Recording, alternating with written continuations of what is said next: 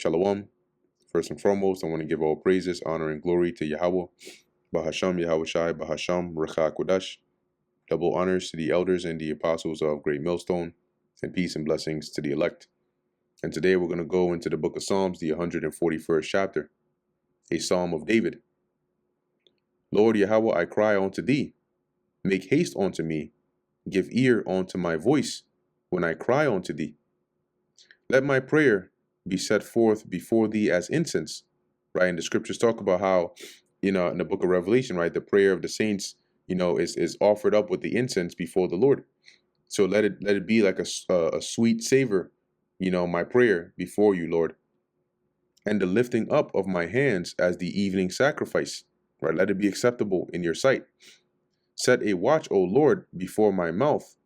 Keep the door of my lips, right? That is to basically keep me from sinning with my mouth, right? Set a watch, a guard on my mouth, and watch over my lips, that I say what's right concerning you, and that I don't sin with my lips.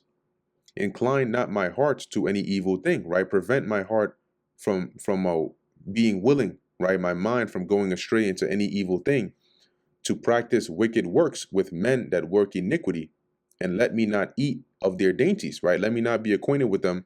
Let me not share a meal with them. Let me not sit at all with them or break bread with them. Let the righteous smite me, and it shall be a kindness, right? And that smiting will be reproof. Okay, and it shall be a kindness, right? The scriptures say, reprove a wise man and he will love thee.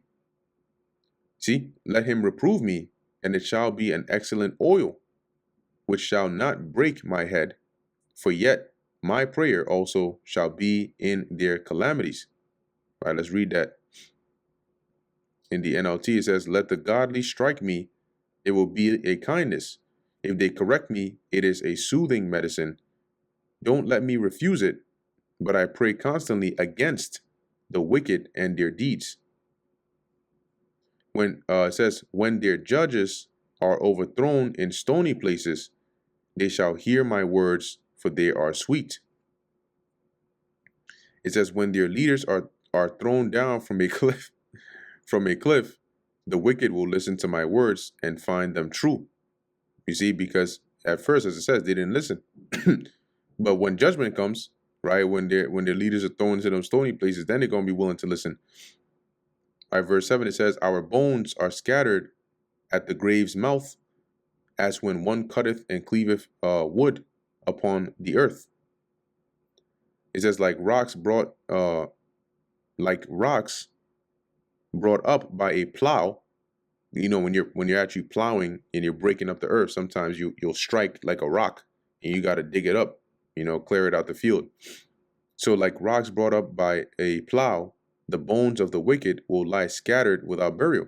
Because what happens when the plow hits the rock, they move it out the way, right? And basically it's scattered around some part of the field, as long as it's not in the way of the furrow that's being made. Okay. So here is likening the bones of the wicked into being scattered like that, right? Let's read that again in the NLT. It says, like rocks brought up by a plow, the bones of the wicked will lie scattered without burial.